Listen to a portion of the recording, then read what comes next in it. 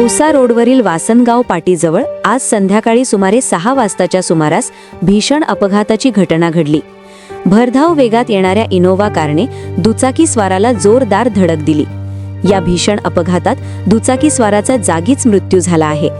मृत व्यक्ती गंगापूर येथील रहिवासी असल्याची प्राथमिक माहिती मिळत आहे। अपघात इतका भीषण होता की दुचाकीचे मोठे नुकसान झाले असून परिसरात एकच खळबळ उडाली। घटनेची माहिती मिळताच स्थानिक नागरिकांनी तात्काळ पोलिसांना कळवले।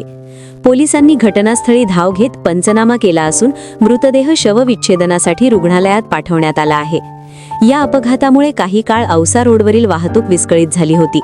सध्या पोलीस अपघाताचे नेमके कारण शोधण्याचे काम करत असून पुढील तपास सुरू आहे।